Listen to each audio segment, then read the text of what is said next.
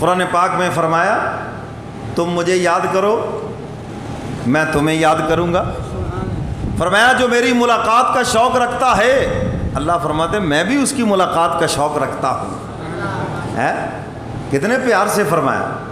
فرمایا جو مجھ سے پیار کرتا ہے میں بھی اس سے پیار کرتا ہوں. اور حق تعالی اپنے عاشقوں سے صرف پیار ہی نہیں کرتے بلکہ ان کے اوپر فخر فرماتے ہیں.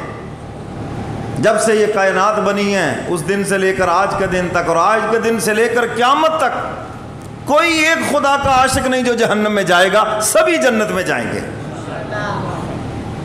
یہ ایسا مقبول رستہ ہے.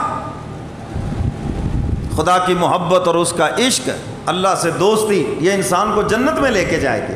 آپ اپنے دوستوں کی غلطیوں سے درگزر کرتے ہیں، اس کی خطاؤں سے درگزر کرتے ہیں، تو اللہ تو بڑے ظرف والے ہیں، اللہ بھی اپنے دوستوں کی غلطیوں سے درگزر کرتے ہیں. تو اس بچے کو میں نے سمجھایا، الحمدللہ بات اس کو سمجھ آئی کہ اللہ کی محبت بھی ایک چیز ہے، یہ کافروں کے لیے ہے. بعض طبیعتیں ایسی ہوتی ہیں جری قسم کی، ان کے لیے یہ وعیدیں ہیں. اور میرے پیر و مرشد فرماتے ہیں یہ جو عذاب کی آتے ایمان والوں کے لیے، فرمایا کہ یہ تو صرف ان کو رائے راست پہ لانے کے لیے ہیں. یعنی عذاب کا کوڑا دکھا کر ان کو اپنی رحمت کا امیدوار بنانا ہے.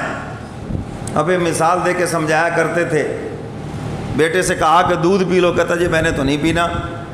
باپ نے جوتا اٹھا لیا، ابھی میں تیری پٹائی کرتا ہوں ورنہ پی. وہ پینے لگ گیا تو اس نے جوتا نیچے رکھ دیا. تو جوتا مارنا مقصود نہیں ہے، دودھ پلانا مقصود ہے.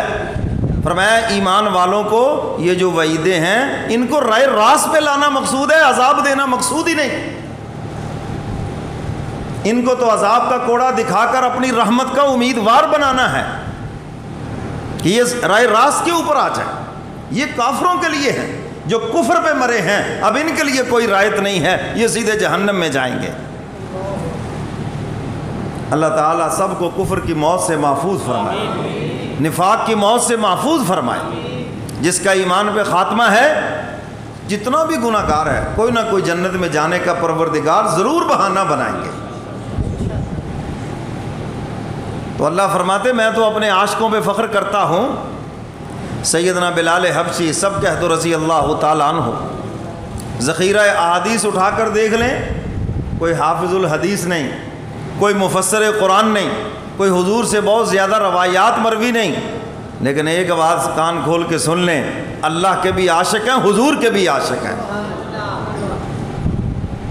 کوڑے پڑ رہے ہیں، لکھا ہے کہ ہاتھی کی پشت پہ کوڑا پڑے تو اس کی چیخ نکل جائے، مگر بلال کی زبان سے آہت آہت کے نعرے بلند ہو رہے ہیں. ایسی خدا کی محبت. اور جب مکہ فتح ہوا، حضور نے فرمایا بلال آج جوتوں سمیت بیت اللہ پہ چڑھ جاؤ، اذان دو، اللہ کا نام بلند کرو، تاکہ دنیا کو پتہ چلے کعبہ بڑی حرمت والا ہے، بڑی عزت والا ہے، لیکن جو خدا کا عاشق ہے وہ کعبے سے بھی اونچا ہے. اور قیامت کے دن حضور جب جنت کی طرف چلیں گے، انبیاء علیہ الصلاۃ والسلام ساتھ، حضرات صحابہ کرام، اولیاء کرام، پوری دنیا کے جنتی پیچھے ہوں گے. حضور سواری پہ سوار ہو کر جنت کی طرف جب تشریف لے جائیں گے، نکیل بلال کے ہاتھ میں ہوگی.